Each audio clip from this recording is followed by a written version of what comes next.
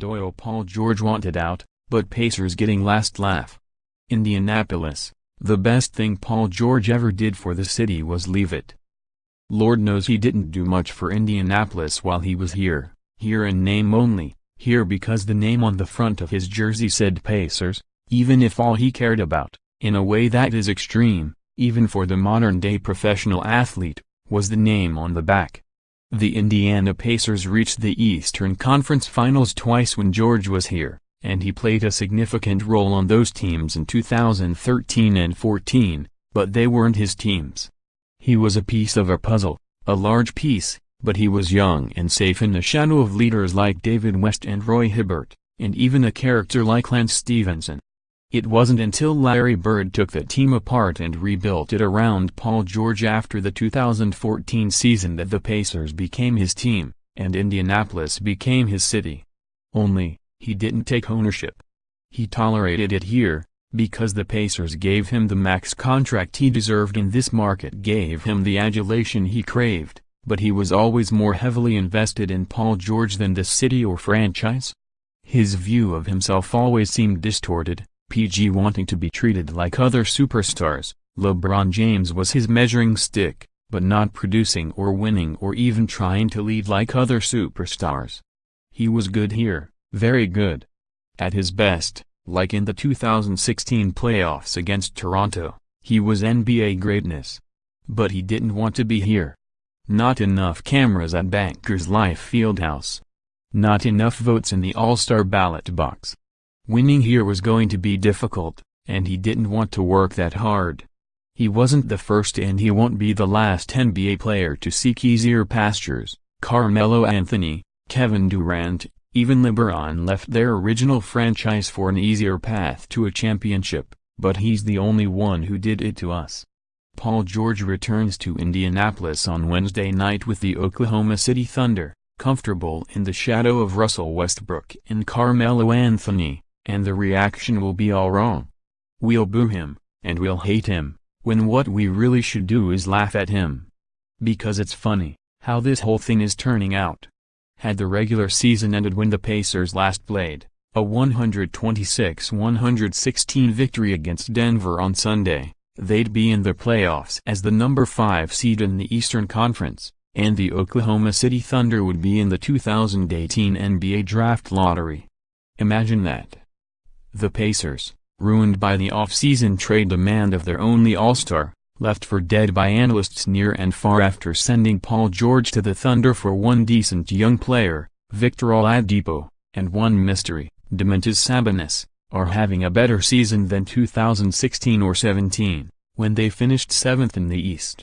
And the Thunder, who won 47 games a year ago and finished 6th in the tougher Western Conference and then gave MVP Russell Westbrook 2 more All-NBA talents, Carmelo and Paul George, are under .500 and 9th in the West. That isn't funny. That's hysterical. But no, the season didn't end Sunday. It's barely 1/3 finished, and teams like the Thunder, Mr. Potato Head teams, a handful of stars thrown together at once, tend to get better as the season rolls along. Odds are they'll figure it out eventually, though figuring it out in OKC won't be the same as LeBron and company figuring it out in Miami and then Cleveland, or Durant and the Golden State Warriors figuring it out. When those franchises clicked, NBA titles happened. When OKC figures it out, assuming OKC figures it out, the Thunder will be a playoff team and then we'll just see what happens.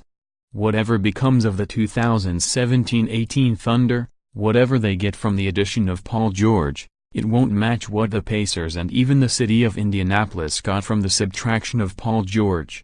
In OKC, PG arrived and gave them some small hope for today. Here in Indianapolis, Paul George left, and gave us tomorrow. Before we talk about Wednesday night at Bankers Life Fieldhouse, come with me to a weeknight many years ago in Oxford, Miss. We're walking into Tad Smith Coliseum, home of the Ole Miss Rebels, a lousy basketball program with long-suffering fans. We didn't like Mississippi State, those maroon uniforms the color of dried-up blood, and we really didn't like LSU. The Tigers had all those great players, such as Al Green and Rudy Macklin and Howard Carter, and that great coach, Dale Brown, and they kept coming to Tad Smith and beating my Rebels. Screw LSU. But more any other team, we loathe Kentucky. Kyle Macy and Sam Bowie and Mel Turpin and Kendi Walker? Shiver. Joe B. Hall was always working the referees, getting calls his team didn't need against Ole Miss in the late 1970s and early 1980s. I can still hear my dad, standing next to me in the fourth row behind the Ole Miss bench, shouting across the Coliseum, "Sit down, Joe B." Naturally, fans at Tad Smith booed Kentucky during pregame introductions. One night I joined the angry pregame chorus. Well, I tried to boo. Not sure the second "oh" and boo was out of my mouth before Dad grabbed my arm. What he said next informed the way I've watched sports ever since. "We came here to cheer our team," he said. "Not to booze theirs." My dad is a wonderful man. But he didn't know about Paul George. You're going to boo him, and I'm not telling you you're wrong. Because in a way, you're not. George left this place badly, too soft to say what was on his mind at the 2017 All-Star break, when he clearly wanted out and the Boston Celtics were offering Bird a bushel of first-round draft picks for him. George lacked the guts to tell Bird he was leaving, and Bird lacked the comprehension that a player of George's stature would be too damn scared to compete for a title here in small-market Indianapolis. It wasn't until the season ended when George, a coward to the end, asked his agent to tell Bird's replacement, Kevin Pritchard, that he wanted to play for the Los Angeles Lakers. Or somewhere else. Anywhere else. Because he wasn't going to re-sign with the Pacers when his contract expired after the 2017-18 season. That was June, and that was George doing the Pacers a favor. Granted, he was doing them a favor after screwing them 4 months earlier at the trade deadline, and his agent reduced the Pacers' modicum of leverage to rubble by informing other NBA teams that George had his heart set on the Lakers. Paul George is not a good guy in this scenario. But he's not a bad guy. Not in the real world. This is just basketball, okay? In sports, bad guys are the ones who hit women or take steroids or do any number of illegal or immoral things. A player wanting to play in another city? That doesn't make Paul bad. Just scared. And even in basketball terms, PG didn't hurt the Pacers. Completely inadvertently, he managed to help the Pacers by giving them no choice but to find a trade partner, and from there Kevin Pritchard pulled off a magic trick. He made a problem disappear, and in its place, with no leverage, no realistic chance to do this, he gave the Pacers 2 foundational building blocks. And Victor Oladipo, a former star who hits big shots at Bankers Life Fieldhouse and then points to the floor, "My city," is the happy-to-be-here superstar this franchise hasn't had since Reggie Miller. Again, it's early, but 27 games is enough to believe that what we're seeing from Oladipo is what we're going to get. And what we're seeing is a player having a season Paul George never had, not according to regular or advanced metrics.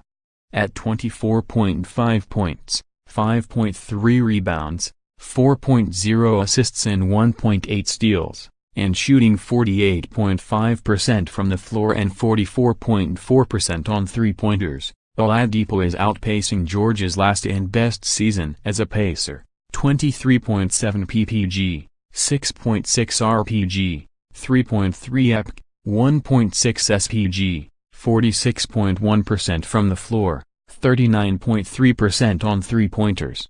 Oladipo's 23.5 per player efficiency rating is far superior to George's 20.2 in that NBA Analytics benchmark. And George's numbers thus far in OKC are much, much worse, 20.7 ppg, 5.8 rpg, 3.3 ep, 2.5 spg, 41.6% overall and 40.7 on threes, per of 17.5. Is Victor Oladipo flat out better than Paul George? No. Probably not, but it's a surprisingly close call, and doesn't account for Sabonis. He's averaging 12.1 ppg and 8.5 rpg. He's shooting 54% from the floor. His per, 18.8, is better than Paul George's, 17.5. And Sabonis is just 21 years old. Don't forget about Miles Turner, also 21, or Lance Stephenson, still just 27, or the rest of a roster, and a coaching staff, that fits this city perfectly. The Pacers have something special here, no finished product but moving forward after 2 seasons, Paul George's last 2 seasons, when they weren't going anywhere. This franchise got rid of Paul George, and it got better. So did this city. We'll still boo him Wednesday night, and believe me, even my dad would understand. But what we really need to do is thank Paul George. Thank him for going away. Find Indy Star columnist Greg Doyel on Twitter, @GregDoyelStar or at facebook.com/Greg.Doyel. More Greg Doyel. Colts coach suffers from brain freeze in Buffalo blizzard. How a former Colts bruiser became an artist.